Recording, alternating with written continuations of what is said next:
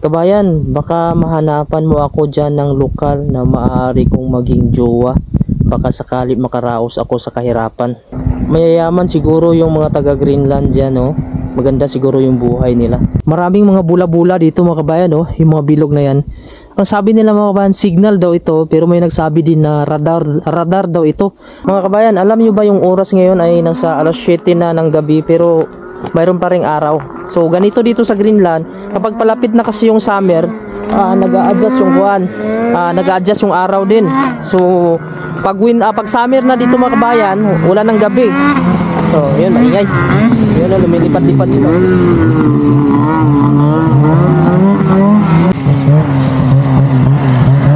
Ay, hello po mga kabayan. So ngayon nandito tayo sa isang lugar mga kabayan, no, kung saan wala masyadong bahay. So nasa dulo na tayo. Sa likod natin mga kabayan, yan yung nag-iisang kuan dito, prisuhan, yung kulungan. Tapos may ano ba yung mga kabayan, yung motor. Yun na, lumilipad-lipad sila. Kaya lang. So pagdating na dito ng summer mga kabayan, umpisa niya ng June, July, wala na talagang gabi yan. 24 hours na dito may liwanag. Pero ngayon March, nag-uumpisa na siyang matagal lulubog yung araw. Ngayon siguro nasa alas 8 or alas 9 siya lulubog. So hanggang alas 7 ngayon, mayroon pa rin siyang araw. So yun yung sign na talagang palapit na yung summer. Maraming mga nag-comment dito minsan mga kabayan, no, sa YouTube channel ko, minsan sa Facebook page ko. Lagi nilang sinasabi na maganda dito talaga sa Greenland kasi mayaman daw yung lugar nila. Yung mga tao daw mayayaman dito.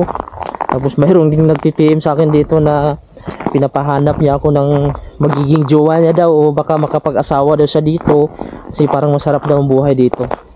So ito mga kabayan, na real talk ito sasabihin ko based sa aking experience, yung mga expectation natin na pag nakakita tayo sa ganitong lugar, may mga snow, iniisip agad natin na mayaman yung mga tao, ayahay yung buhay nila dito, madali lang yung buhay. So dyan kayo nagkakamali mga kabayan, no? Dahil ako, ganyan din ako nung bago ako mag-abroad. Dati iniisip ko dati mga kabayan, kapag abroad, mayaman na, makakaraos na ako sa kahirapan. Pero ngayon mga kabayan, nag-abroad ako magtrabaho para lang makaraos sa buhay at yun, makamit ko yung pangarap ko kahit papano. Pero parang yung pag-abroad sa akin mga kabayan, hindi dahilan yun para maging mayaman ka. Siguro kung magkakaroon ka ng negosyo, pero dadaan ka muna sa hirap at hindi madali. So i-explain ko sa inyo mga kabayan based sa aking experience dito, mayaman ba talaga yung mga tao dito sa Greenland? Ano ba yung mga trabaho nila dito? May mga ipon ba sila dito? So ako yung nagtatrabaho na dito, mag-3 taon na mga kabayan, no? So dito sa Greenland, kung napapansin nyo, wala naman siyang mga tanim, no? Puro naman mga bato ito, tapos mga snow lang pag ganito winter. Hindi mabuhay dito yung mga, alam mo yung mga damo-damo, mga halaman, mga kangkong, kamote. Ang pagkain dito halos ay mga frozen. Siguro nasa 99% mga bayan ay nanggaling sa iba't ibang lugar tapos dinideliver dito sa Greenland. Kapag walang deliver dito na barko, minsan walang deliver mga kabayan, yung mga stock lang na available, yun yung kinakain namin dito. Ang kinakain ko madalas dito, mga frozen na gulay, yung mga sitaw na nanggaling sa Pilipinas. Yan, nakatadtad na yan, tapos nakalagay na sa mga plastic, tapos nagilo na yan mga kabayan kasi frozen na siya, hindi naman pwede na fresh yan dalhin dito. So galing pa Pilipinas, yung mga isda na binibili ko, mga tilapia, bangus, yung presyo niya mga kabayan siguro nasa times 10 mga kabayan kung i-convert mo siya sa peso. Pero pag hindi mo sa i-convert, ayos na naman, makakakain ka naman at makakabili ka dito pag nagtrabaho ka dito sa Greenland. So yung mga tao dito mga kabayan, sasabihin ko sa inyo mga kabayan, kapag ikaw ay nagtrabaho dito tapos nakaipon, pag umuwi ka ng Pilipinas, mas mayaman ka pa sa mga lokal dito.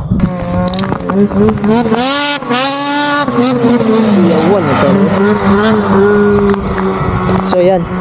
So dito mga kabayan, yung kaibahan dito, yung mga tao dito mga kabayan, sasabihin ko sa inyo hindi naman dito mayayaman yung mga tao. Siguro mayroon mga ilan-ilan lang yung talagang may mga negosyo na may-ari ng mga mall, mga restaurant.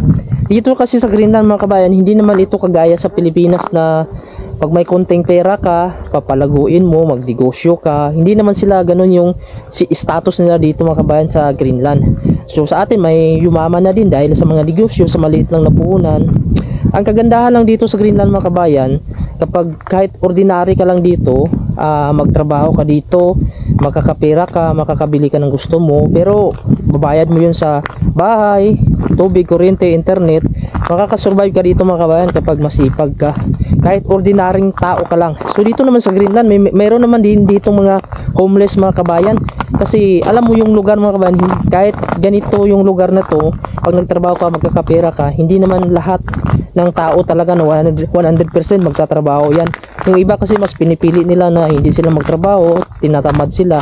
Kaya dito mayroong homeless din dito mga kabayan na wala silang bahay. Kasi nga hindi ka naman dito makakapagbayad mga kabayan kung hindi ka magtrabaho. Kaya dito sa Greenland, kapag masipag ka, kapag nagtrabaho ka, ay makakasurvive ka dito.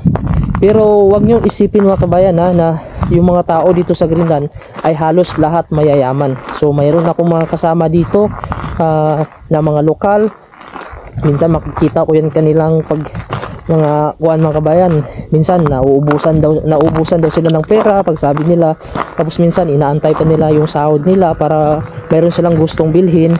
Hindi kasi sila mga kabayan, yung iba dito hindi din kasi sila nagtatrabaho. Yung iba kasi dito mga kabayan na mga lokal, hindi din talaga sila nagtatrabaho ng kumpleto. Minsan sa isang linggo 3 beses lang silang pumasok, minsan 2 nga. So minsan sa isang linggo hindi pa sila makapagtrabaho. Kaya minsan nauubusan din sila ng mga kabayan nung pera.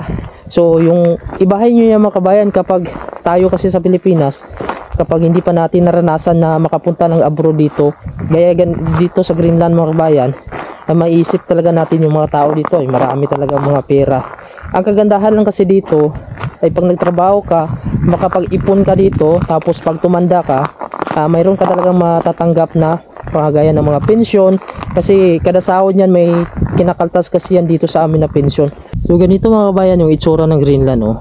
Kaya maiisip nyo mga kabayan na mas mayaman pa yung Pilipinas. Sa akin mga kabayan kung totoo lang totoo, real talk lang to, mas mayaman talaga yung Pilipinas mga kabayan, kasi pwede ka makapagtanim dyan sa gilid lang sa Pilipinas ng mga kamote, mga halaman, pagkain. So dito hindi ka makakatanim dito. Yung meron na sila dito pangingisda yung export nila, no. So maglalakad-lakad tayo doon mga kabayan papunta doon sa dulo. So habang ako yung nagsasalita. Ngayon mga kabayan, no, sobrang gulo na ng Pilipinas ngayon. Halos napapanood ko nga sa news ay puro Duterte na lang, Duterte. Tapos yung mga tao, marami nang nagrarally. Nasabi nga ng aking misis mga kabayan na medyo magulo daw sa Pilipinas ngayon. Timing talaga yung pagbakasyon namin. Ang sabi nila mga kabayan, signal daw ito, pero may nagsabi din na radar daw ito.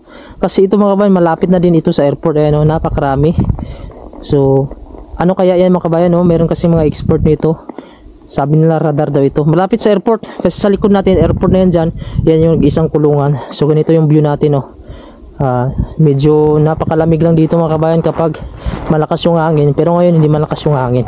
Kaya ngayon mga kabayan, napag-isipan ko na mga kabayan, baka kung sakali, so titingnan natin mga kabayan kung ano yung maging status sa Pilipinas. So ipanalangin natin yung Pilipinas sa mga nangyayari ngayon. Talagang nagkakagulo talaga, napakarami kasi supporter din si Duterte mga kabayan, na talagang pinagtatanggol siya, na parang gusto nila na maulit na naman mga kabayan yung EDSA. Sana nga hindi matuloy yung ganun mga kabayan, no? Kasi nakakahiya din yan sa bansa natin mga kabayan. Tayo lang dapat tayo magtutulungan ng mga Pilipino. Sana tayo mga Pilipino mga kabayan, huwag tayong magsisiraan, huwag tayong magalit sa kapwa natin kapag nagsuporta tayo sa kandidato. Yung isang kandidato naman sa kabila siya nagsuporta. Gaya doon ako mga kabayan, nagpahiwatig lang ako dito, nagpost ako dito. Yung siyempre based sa aking experience mga kabayan, ako yung naka-experience. Nagtrabaho ako sa Davao, shinare ko lang mga kabayan kung ano yung experience ko sa Davao. So mayroong nagalit sa akin, na-disappoint, pero naintindihan ko naman mga kabayan. So naintindihan ko naman mga kabayan na mayroon talagang tao na ganun, kapag nagsuporta ka sa hindi niya nagustuhan, magagalit siya sa'yo. Ako mga kabayan, wala akong problema kahit sino manalo sa Pilipinas, sino presidente, wala naman akong pakialam mga kabayan. Kasi nga 20 years na akong hindi bumuboto. Dahil alam ko talaga mga kabayan sa Pilipinas kung gaano karumi yung eleksyon. Sa North Cotabato ako mga kabayan, uso doon yung patayan tuwing eleksyon, nagkakagulo, minsan hindi na natutuloy. Uso yung mga voting, buying mga kabayan, vote buying. Alam mo ba yung mga patay sa amin, nakakapagboto pa sila. Dahil nga mayroong nagsasab doon mga kabayan sa pangalan nila, tapos yun yung nagboboto. Kaya alam na alam ko, bata ba ako noon dati mga kabayan, siguro mga 7 years old na ako, may isip na ako noon. Naririnig ko yan sa mga tao doon. Yung counting dati sa botohan mga kabayan, yung manual pa lang, guhit-guhit. Tapos sa likod mayroong mga watcher. Tapos siyempre yung mga baluta yun mga kabayan, may mga pangalan yun. Tapos babasahin niya, halimbawa si Juan de la Cruz, si Pedro, ito yung boto. Minsan mga kabayan, hindi na binabasa yun yung pangalan. Imbis na si Juan de la Cruz, ginawa ng Pedro. So kaya doon ako namulat mga kabayan na ganito pala. Kasi nga ako lumaki sa religious mga kabayan, no? Bata pa lang ako, na-train na kami kung paano matakot sa Diyos, paano gumawa ng tama, maimpierno ka kapag hindi ka gumawa ng tama. Ako mga kabayan, hindi ako pabor sa mga patayan. Kasalanan talaga yung pumatay ka ng tao na walang kalaban-laban. Hindi ko naman sinasabi mga kabayan na may ginawa itong tao na to na pinatay niya na walang kalaban-laban. Hindi ako pabor sa ganung sitwasyon mga kabayan, no? Dahil mga kabayan, yung Diyos lang yung pwedeng humusga sa mga ginawa natin. Panalangin natin mga kabayan kung ano man yung nangyari sa ating bansa. Ito naman, mayroon din namang politiko din daw sa kabila na ayan, mabait, walang record, na masama. Pero kung titingnan mo naman yung record mga kabayan, mayroon naman yung mga pagnanakaw, kung ano-ano pa yung mga history. So ayun yung mahirap sa atin sa Pilipinas, no? Dahil nga sa mga politiko nag-aaway-away kahit magkakapatid, magkakamag-anak, dahil lang sa sinusuportaran. So dapat mga kabayan, kung ano yung sinusuportaran ng sa kabila, hayaan na lang natin, kasi minsan hindi naman natin mababago yung isip ng tao kung ano talaga yung puso nila. Kaya nga kayo demokrasya, kasi para may kalayaan tayong bumuto. So ako naman mga kabayan, nagpahiwatig na ako na experience ko doon sa Davao, kung ano talaga yung totoo, na safe ako doon kapag naglakad. 4 years ako nagtrabaho doon, madaling araw umuwi ako mga kabayan, ha. Wala talagang gumagalaw sa akin doon. Ayan, pauwi na tayo ngayon mga kabayan, no? So ito yung madadaanan natin, no? Yan yung nag-iisang kulungan dito sa Greenland. So dito na tayo sa dulo. Tapos ito yung daanan natin dito. Maliwalas yung panahon natin mga kabayan, no? Dahil meron pa ring araw. Ayan. So merong mga kuan dito mga kabayan, no? Yung tawag nito, kaya snowmobile. Ayan, pwede kang mag-rent dyan mga kabayan. Pero kadalasan dyan may mga may-ari dyan. Napakamahal yan mga kabayan. Yung snowmobile na yan, yung isa. Ayan. So may mga construction pa dito, nag-i-extend pa sila dito sa gilid. Ayan, biyahe tayo papunta mga kabayan. So ipapakita ko lang sa inyo dito yung view. Tapos ito yung madadaanan natin dito. Mga nag-yellow na siya. Kung sa atin mga kabayan, putik siya na ganito, nagbubutas-butas siya. Ganito din dito, ice na nagbubutas-butas. Kaya medyo madulas. Tapos may mga kanal-kanal. Ayan, ito yung madadaanan natin dito. Ayan, sumasayad siya. Ayan, so paakyat tayo mga kabayan ngayon. So medyo wala talagang katao-tao dito dahil dulo na ito. At medyo malawak pa yung area dito mga kabayan, no? Pwede pang kuha ng mga bahay-bahayan dito. Malawak pa yung area. Ayan, ganito yung daanan dito paliko. Tapos tumigas na yung mga ice sa ibaba. Ayan, may kasalubong tayo, dandaan lang tayo kasi maaaring magkakuan tayo. Ayan, dito na tayo sa itaas mga kabayan, no? Kung napapansin nyo, dyan sa itaas, yan yung airport mga kabayan. Tapos ayan yung kung napapansin nyo, mayroon siyang parang metal mga kabayan, no? Ayan, yan pala yung guide daw mga kabayan kapag hindi makita ng piloto yung sa eroplano, may mga ilaw kasi mga kabayan. So yan yung magiging guide niya, yung itong linya na to na metal. Ayan, so may mga pasalubong tayo. So yan, ito yung ginawa nila dito. So mayroon niyang alternate mga kabayan, depende kung saan yung hangin dapat sasalubungin niya mga kabayan. Pag doon naman sa kabila mga kabayan, iba din doon kasi depende, nakadepende kung saan yung katutok yung hangin. So doon sa papabor mga kabayan, pag pasalubong yung hangin, doon dapat sasalubungin pag nag-landing daw. Kapag pa take off naman ng mga kabayan, take off siya, dapat salubong din daw. Ayan, so ito yung kuha natin dito, daanan natin kaya sa itaas yung airport. So ayan, nakarating na tayo dito sa bahay mga kabayan. Bumili nga pala ako ng gatas saka avocado. So hanggang dito na lang yung aking video mga kabayan. Maraming salamat po sa laging panonood. So huwag nyo naman po kalimutan i-subscribe yung ating YouTube channel. Pindutin na din yung bell notification para updated kayo kung may bago tayong mga video. So hanggang dito na lang at maraming salamat po and God bless.